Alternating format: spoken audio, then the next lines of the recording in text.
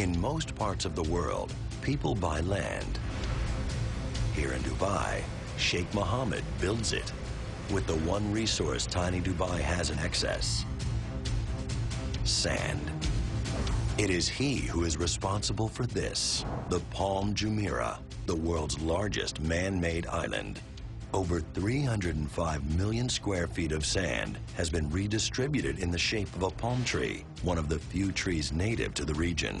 Sheikh Mohammed is very hands-on. He's very involved with anything that touches his country or his interests. He isn't just crunching numbers, he likes to see his visions carried out. As soon as the idea was proposed, it was challenged by skeptics. When Sheikh Mohammed came up with the palm, there were cynics. People said the palm couldn't be done because of the sheer size and the shape. But it was necessary.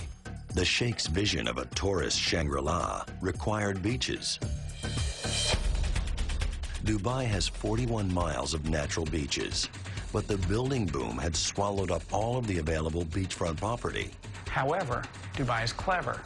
They're not stopping on the ground.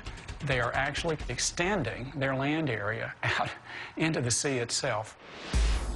By creating 48 miles of additional beachfront, the Palm Jumeirah more than doubles the size of the entire Dubai coastline. Not surprisingly, Sheikh Mohammed has ordered up 2 more palms. Once completed, the twins will join the Palm Jumeirah as 3 of the rare man-made structures visible from space. To build the Palm Island, it took 93 million cubic meters of sand. To build the second palm, it was 123 million cubic meters of sand. To build the third palm, it's above 800 million cubic meters. And as part of a constant quest to push engineering and design boundaries, Sheikh Mohammed was presented with an even greater challenge. The palms are a very beautiful projects, but they're not true island destination. They're connected to the city by a bridge. We thought of a concept of building 300 man-made islands and shape it like the world. So how do you build an island, or in this case, a whole new world? You have to take 3 factors into mind. First is protecting the island. Protection requires a breakwater, a wall that separates the waves and the sea from the construction inside. For the world, 37 million tons of rock, forged from the Gulf, were used to complete its breakwater. Once in place, engineers are free to begin forming the island. To build the island, you need sand, and you cannot use desert sand. You can only use marine sand, seabed sand. Desert sand doesn't work because it is finer, while marine sand has been introduced into that underwater environment, and its denser, more jagged grains are not easily flushed away by the tide. The sand has been under the water and it's used to the seabed. It's used to the water itself.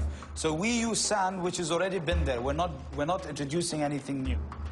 While dredging is not a new technology, no one had even conceived of applying it on as grand a scale as Dubai. 2 different dredgers are used to get the job done. The first is a cutter section dredger. It's a kind of an oil rig. The boat stays where it is. There's a drill that goes into the seabed and starts cutting into the seabed. The dredgers slice up to 80 feet below the seafloor.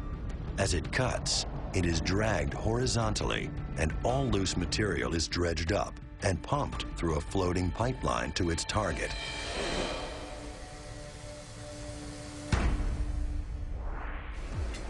The other method for collecting sand is the suction hopper dredger. It acts like a vacuum machine, which basically hoovers the ground and would store the sand in its belly and come back and start reclaiming.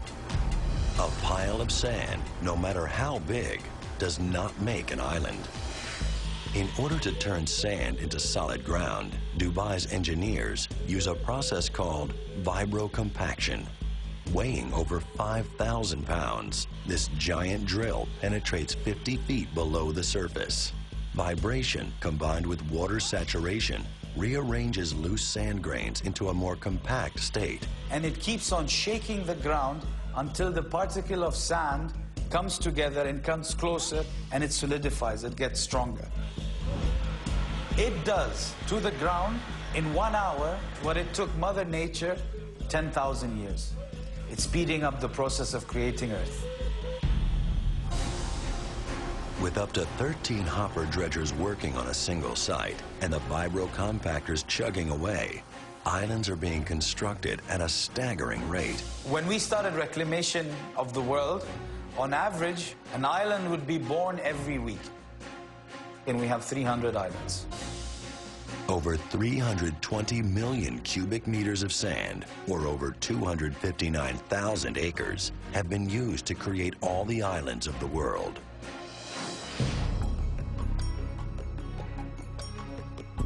With sand in seemingly limitless supply, there appears to be no sign of a construction slowdown.